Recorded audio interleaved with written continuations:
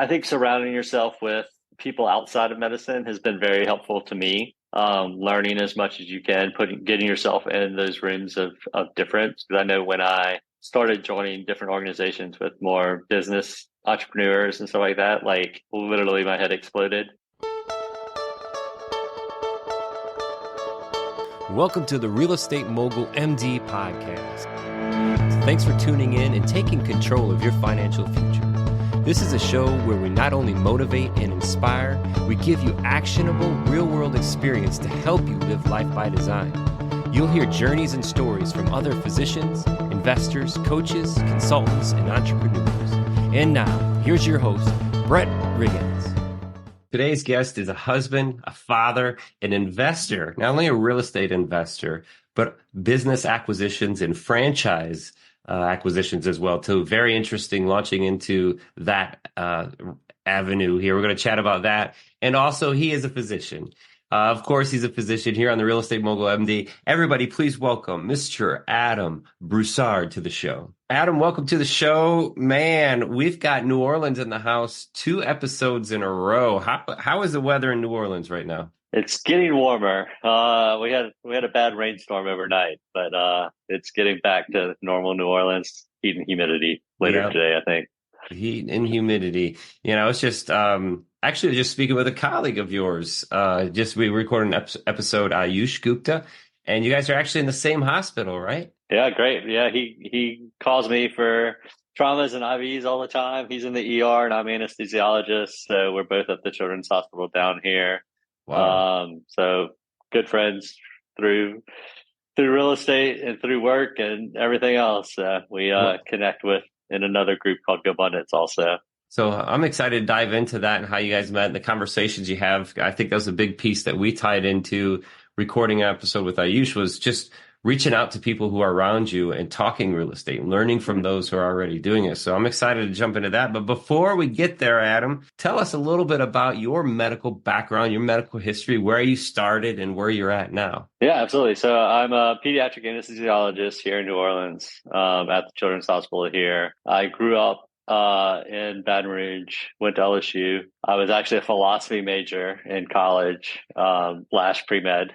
Always wanted to be an anesthesiologist since I was like 7 years old. Ended up doing med school and residency here in New Orleans at LSU, and went to Pittsburgh for my pediatric anesthesia fellowship. Then worked in the University of Oklahoma for a few years at their children's hospital. And I was actually assistant program director and then program director for the fellowship for a year each before we moved back to New Orleans about 5.5 years ago now, once my older son was born, just to be a little bit closer to family. My wife's originally from North Carolina, but had been in New Orleans for about 10 years before we moved to. So it was kind of home for her too. Nice to be back home. Back home in New Orleans. And your wife, sounds like originally from North Carolina. Is she a physician as well? She's not. She has a master's of public administration and was working for one of the neighboring parishes. But since we had kids, she's been staying home with them.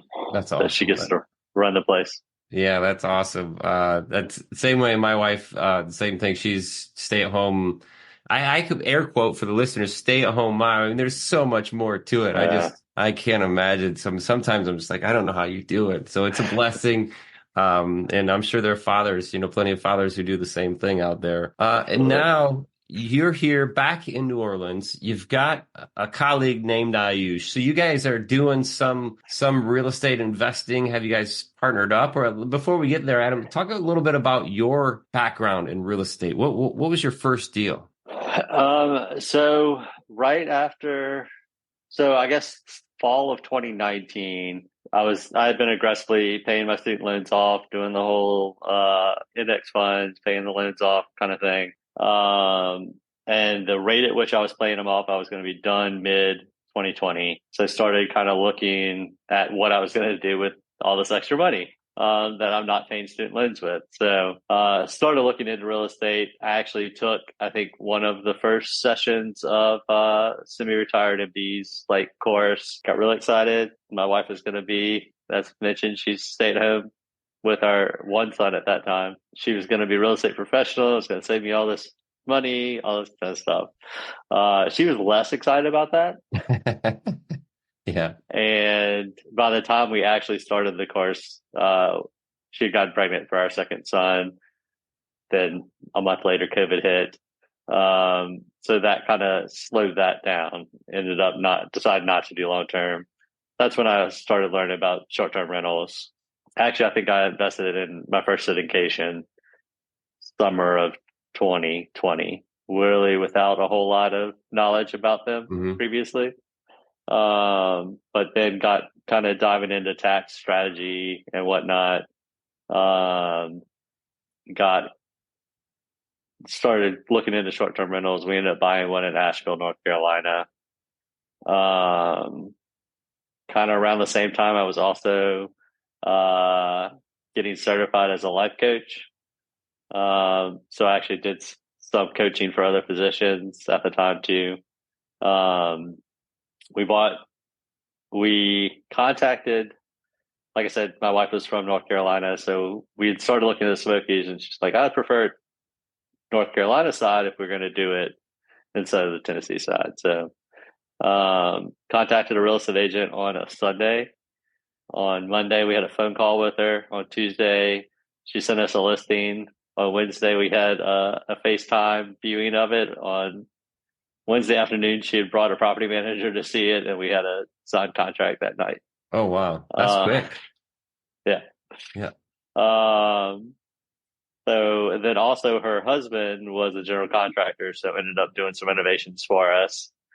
After we had rented it a couple of times, and it's been, it was mid-COVID, so supply chain and all that kind of stuff issues, but it's been humming along great since May of 2021. Then November of 2021, we bought our second short-term rental, and has been the complete opposite situation. Yeah. We bought it. It was going to do some mild rehab. Ended up having to redo everything the first contractor did. Mm-hmm. In the meantime of redoing it, we found some termite and water damage that we then had to essentially structurally rebuild the house over the following year and a half, almost 2 years. So now it's a brand new house. Mm-hmm. Built a pool in the meantime. Also, before we started building the pool before we found the termite damage.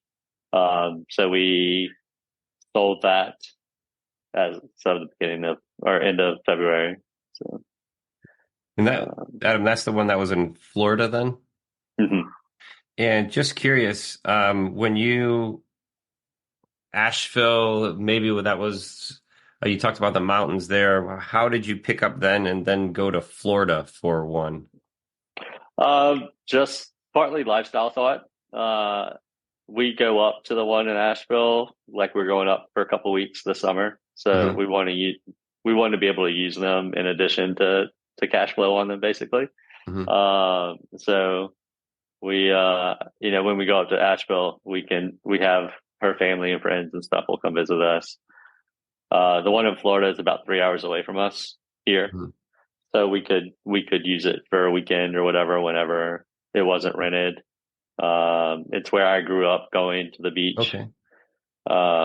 So we had looked at actually different locations, in Florida, and I just found it on MLS. It was a 3,000 plus square foot house and 0.4 acre lot, basically across the street from 2 miles of state park. Oh, wow. With a bird sanctuary behind it. It had, it was an amazing house, an amazing location. Mm-hmm. Had tennis court, pickleball court and stuff like on the street, essentially a private beach, because there Right. was no public access to the part of the beach it was on. It was just for the neighborhood, essentially. Wow. Oh, So that's I mean, really we were cool. there on Memorial Day and Labor Day weekends, and there was one other family there, kind of out on the beach by Yeah. the house. that property in Asheville, it sounded like the first thing that you did was find an agent. What was the process for you finding that agent? So I actually had signed up for a short-term rental course at the time. At the time, I believe it was called Lifestyle Asset University or something like that. I think it's called Odyssey now. So their whole thing is finding a reputable management first. Hmm. So I actually had found the property manager first that I liked Interesting. and interviewed and like talked to a few of them. So she was one of the property manager's recommended agents. Um, so that's like I said, we looked at it that morning and she had already brought like the property manager out to see and get their thoughts that afternoon. Hmm. What they thought it was going to do.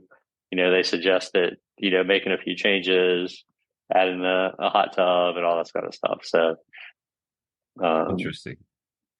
we And kind of did it the other way around. yeah, no, I like that. I like the area because this is a conversation we have a lot, and I'm sure a lot of people want to know that is, where do you start?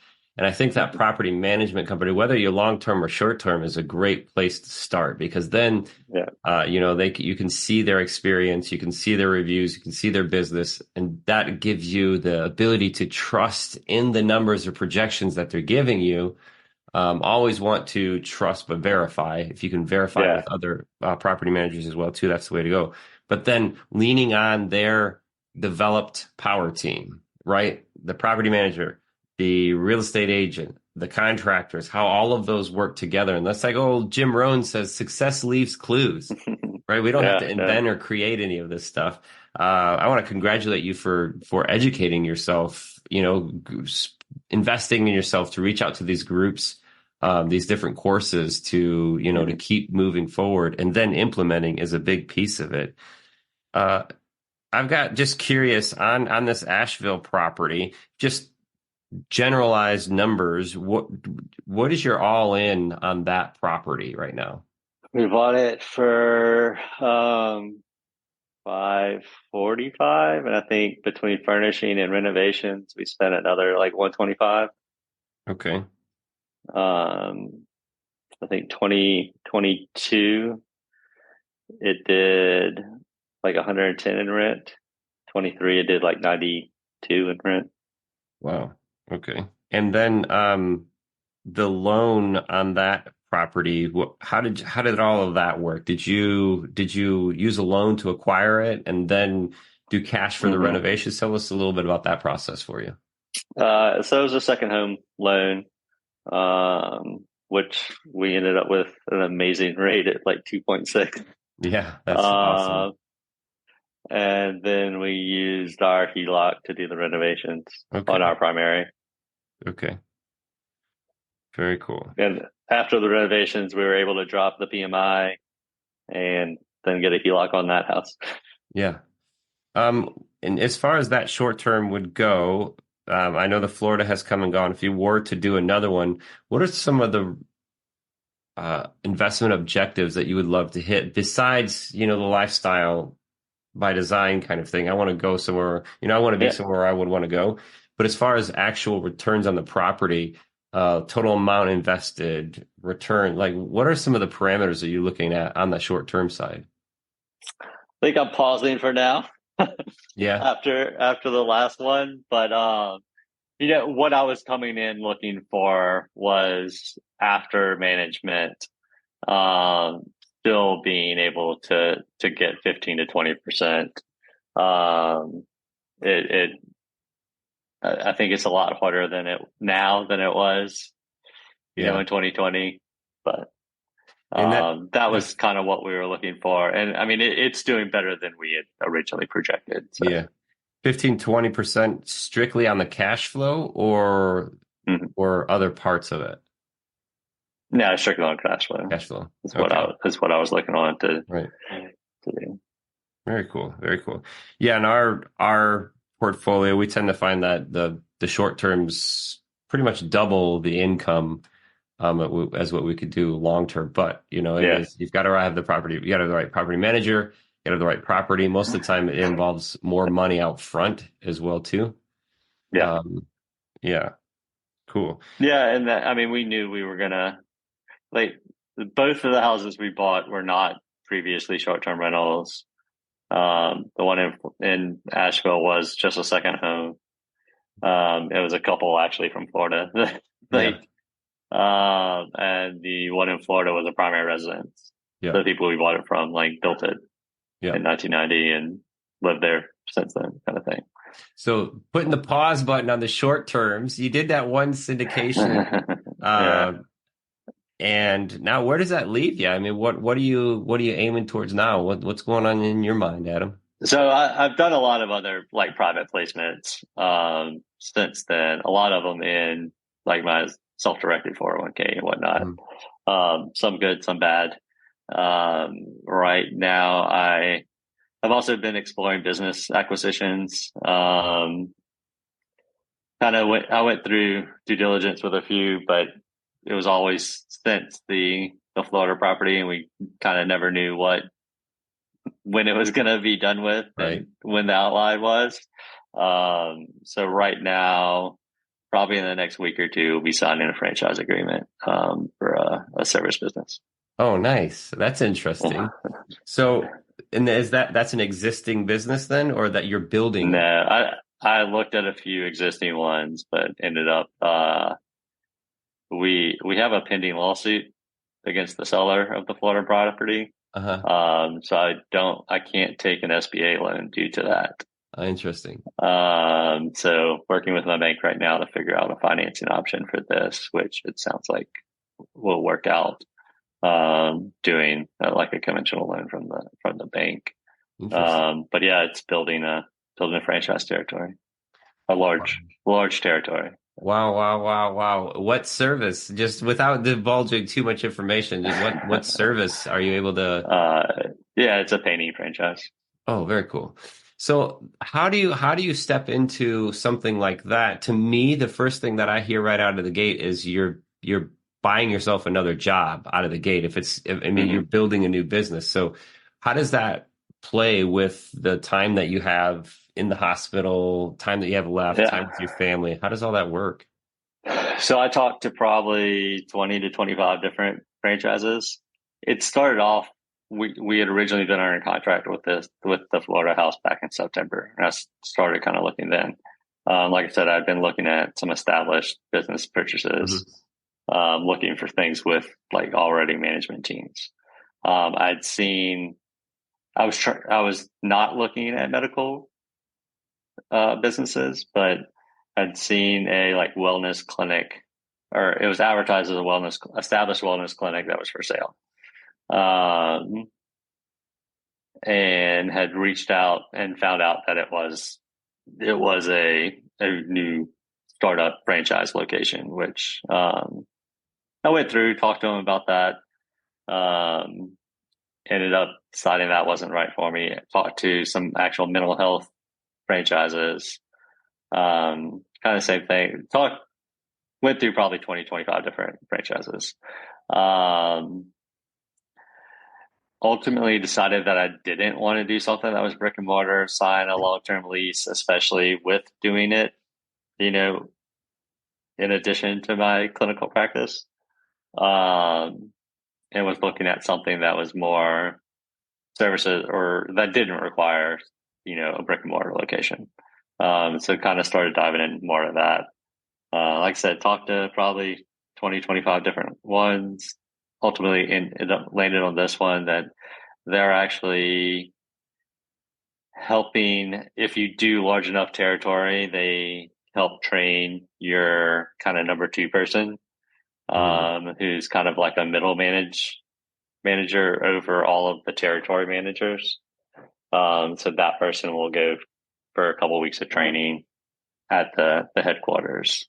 And then the individual like territory managers or who will go do the consult, like with the clients, the quotes, and like manage the painting crews and stuff like that. Interesting. Um, Very so interesting.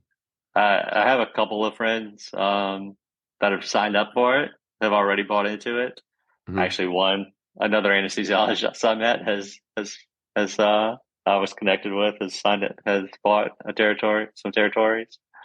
Um, so it's kind of just hit right time, and Yeah. like you said earlier about connections and surrounding yourself. So Yeah. I probably know probably seven or eight other people that have already bought into it. Nice.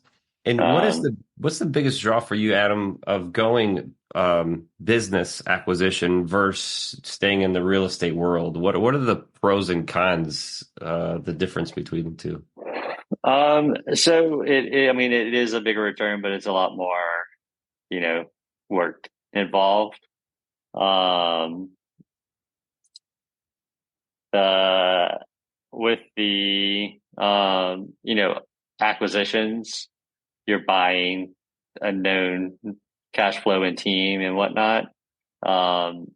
Typically you're buying most Main Street businesses, small to medium businesses at three or four times cash flow, opposed to, the 1% rule that Right. you're buying most, real estate at 10 times cash flow. So there is a lot higher potential. So then, my thought is using that cash flow to then buy real estate. Interesting. And can you set up your structure in that franchise world of having your income come to you passive, or will you be directly involved, like the material involved piece? Because if I'm just thinking, if you acquire that Mm-hmm. business and you're able to have that income as passive income, then you can still use the passive losses from your real estate venture to offset that So income. I'm sure there is a way, Mhm. um, but also depending on the type of businesses you buy, you still get bonus depreciation for Oh, all of okay. the equipment Yeah. and stuff. So theoretically, if it's active, then that can go against, depending on when you buy it and whatnot, like Yeah. that can go against if it's an equipment heavy business, that can go against your active income too. Interesting. Very interesting. Yeah, all the little plays, it's like, it's like a chess game going through. But ultimately, um, finding that balance and leading that direction of your life to live by design, and mhm. knowing that where you're heading is where you want to go. We don't know all of the unknowns, I guess. We don't know all of the different things that happen along the way. And even like those first syndication deals, the first short, we don't know all of the Yeah, things that are going to happen or may happen or we need to fix.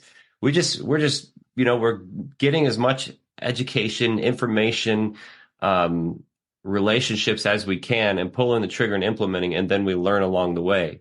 But it's just yeah, so important that it aligns with where you want to end up, and it may vary. It's not like we're, flying this precision machine.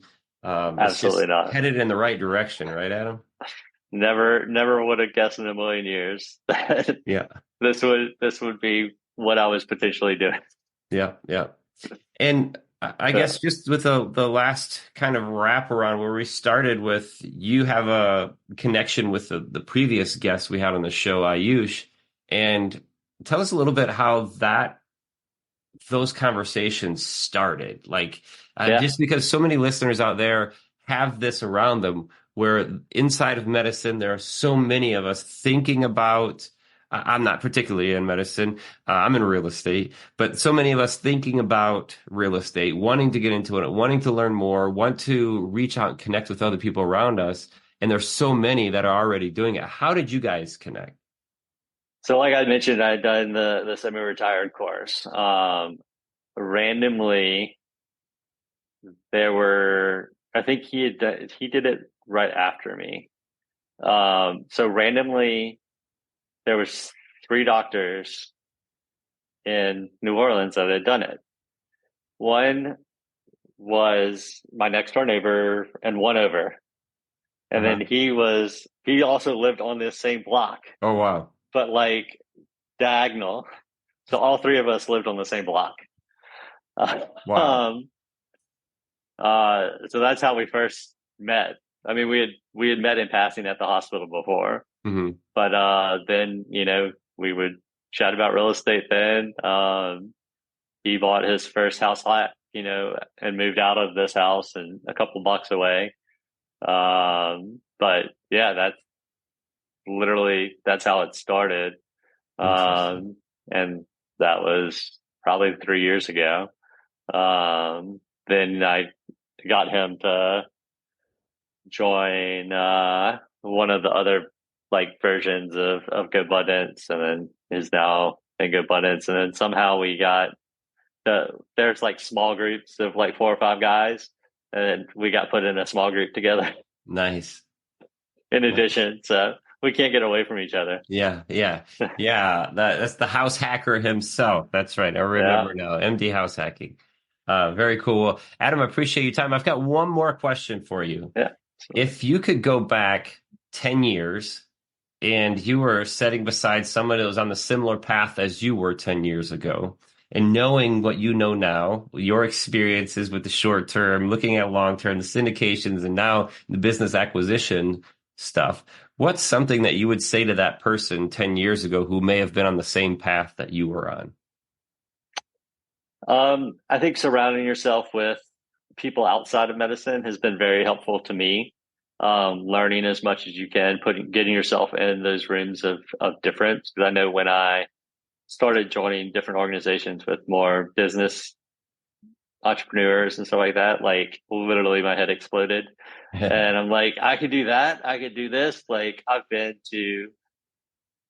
will also just go to different meetings. I've been to real estate guys like successful syndication course. Like I went to a business like entrepreneurial like meeting in Columbia, Missouri last last fall, and just met different people. I've done like Tony Robbins events, like just getting comfortable being uncomfortable, I think has been absolutely amazing, and just learning different things, always being a learner or being like curious about things Hmm. has been the biggest thing for me. Like I said, I would never expect some of the things I've done. Last fall, I climbed the equivalent of Mount Everest in 36 hours Holy cow. in Snow Basin, Utah. Wow. I had never hiked before. Holy cow. That's crazy. Um, but yeah, I heard about it through Jesse Itzler and Mm. signed up for it. And I'm like, I'll figure it out along the way. So Yeah. Jesse is a crazy guy for sure. I think that's man, that's great advice. And there is it's Jim Rohn again, I think I mentioned his name earlier, is childlike curiosity. Never stop learning, don't be a lazy learner. Implementing all of these things will constantly put you in those situations where you're uncomfortable. And getting comfortable being uncomfortable, because that's where growth is. Growth is right on the edge yeah, of pain, right? And that pain exactly. could be in the just being uncomfortable. So, man, again, congratulations to you, Adam, gone Thank you. through the medical world and now from real estate into business acquisition and on this platform, just sharing your experience with everybody. So that's great. Everybody can find you, Adam Broussard, MD, whether it's Instagram or on X. You can also search you up on LinkedIn. Man, thank you for your time today. Yeah, absolutely. All right. Well, Glad to connect. yeah, you enjoy the rest of your day there in New Orleans. And the listeners out there today, we've got the double dose of New Orleans here in the town in the sound waves today. But thank you for your time and, more important, your attention. If you have any questions for us, please shoot us an email, info@physicianwellsystems.com. Until next time, this is the Real Estate Mogul MD.